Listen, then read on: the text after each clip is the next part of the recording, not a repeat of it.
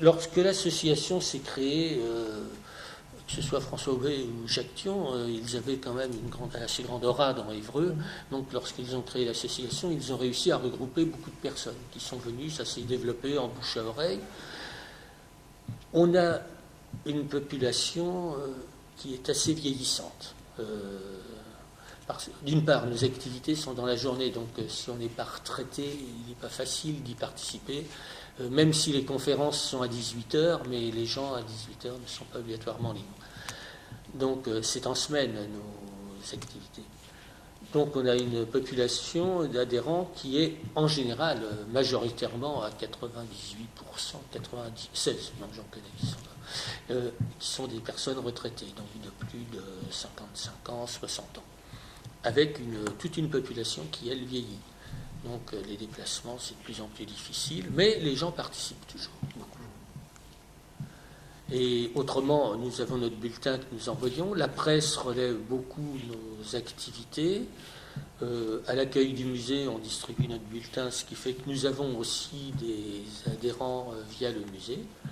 Et au forum des associations, nous sommes présents. Et cette année, nous avons dû avoir 9 adhérents au forum 2009. Et en 2008, on avait eu 16 adhérents sur le forum. Un bureau qui se réunit régulièrement, nous sommes 11 personnes, et on réfléchit à ce que l'on peut faire. En ce qui concerne le bulletin, je pourrais vous en donner, on en a un où. C'est moi qui le réalise parce que j'ai les moyens techniques de le faire. Ensuite, on le fait tirer, on l'expédie.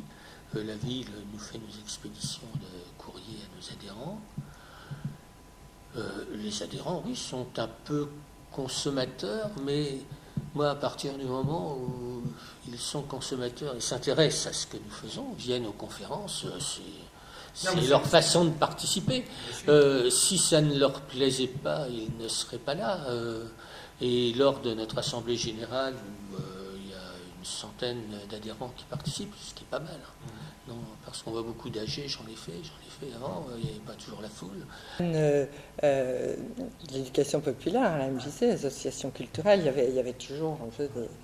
Oui, des concurrences, dans le médico-social. Et oui, c'est moins flagrant que ça n'a été. Quand il y avait l'ALM, à l'époque, la Saint-Michel, Nétreville, et Navarre. Et la MJC, c'était vraiment chacun chez soi à une époque. Oui, je parle dans les années 80. Oui, non, mais moi j'y étais à ce moment-là.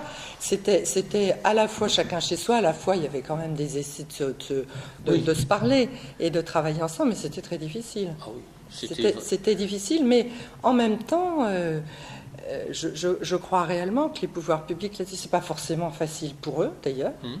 Mais le diviser pour régner, ça existe. Oui, le jeu saupoudre, et puis c'est après ça. Et là, on rejoint c'est pas forcément une espèce d'idéologie. On donne à tous que le meilleur gagne.